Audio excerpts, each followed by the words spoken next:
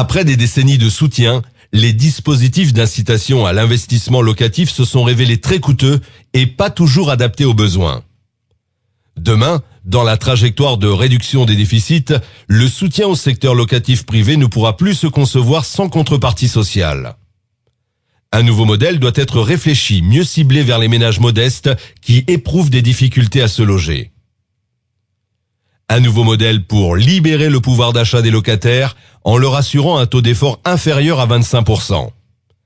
Un nouveau modèle pour favoriser la mixité sociale, l'insertion et la mobilité professionnelle. Un nouveau modèle pour motiver les bailleurs à développer une offre locative nouvelle à loyer modéré et pour créer de l'emploi par l'entretien de l'éco-rénovation du parc existant. Les 12 000 professionnels de la FNAIM proposent la création d'un nouveau contrat entre locataires et propriétaires, le bail puissance 3. Un bail puissance 3 pour qui? Pour les locataires dont les ressources sont inférieures au seuil d'éligibilité à un logement HLM. Environ 1 800 € net par mois pour une personne en province, 2 900 € pour un couple avec un enfant. 2 070 € net par mois pour une personne en Île-de-France et 3 715 € pour un couple avec un enfant. Pour les bailleurs qui s'engagent à louer leur logement à titre de résidence principale pour une durée au moins égale à 9 ans et à pratiquer un loyer inférieur de 50% au loyer de marché, soit environ 5 € par mètre carré en province, 10 € en première et deuxième couronne de l'Île-de-France, 13 € à Paris. Prenons l'exemple d'un bailleur qui loue un 3 pièces à Marseille de 65 mètres carrés pour 650 € par mois. Pour un couple avec un enfant et un seul salaire mensuel de 1 440 €, le logement est inaccessible.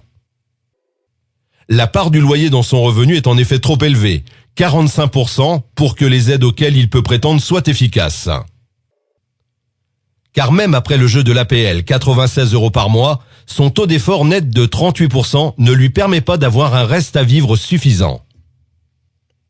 Avec le bail puissance 3 et un engagement du bailleur à pratiquer un loyer plafond de 5,32 € du mètre carré, le taux d'effort de notre famille prise pour exemple atteindrait 24%. L'objectif serait atteint. Elle aurait accès à un logement privé dans des conditions supportables, avec un gain de pouvoir d'achat de plus 23%, équivalent à plus d'1 mois et demi de salaire par an. Quels sont les logements concernés?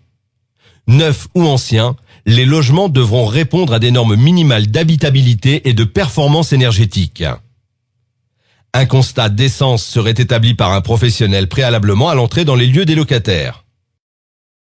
Seuls les logements éco-performants avec un DPE de A à E seraient éligibles. Le bail puissance 3. Quelle contrepartie pour le bailleur?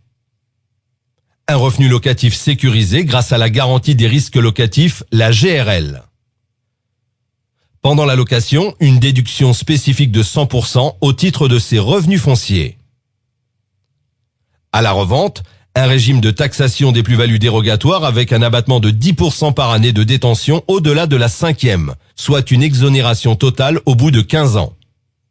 En zone très tendue, le bail puissance 3 pourrait être garanti par une exonération. De l'ISF, par la non prise en compte de la valeur du logement dans le patrimoine du bailleur. De la taxe foncière sur la propriété bâtie du logement.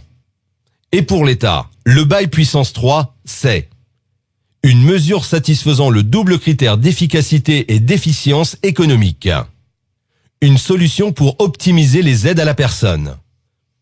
Une opportunité pour contribuer à résorber immédiatement le déficit de logements sociaux éligibles à l'article 55 de la loi SRU. Un produit de substitution aux niches fiscales pour satisfaire la trajectoire de la réduction des déficits publics. Enfin, le remède pour doper l'investissement locatif privé en France et soutenir l'emploi dans le bâtiment.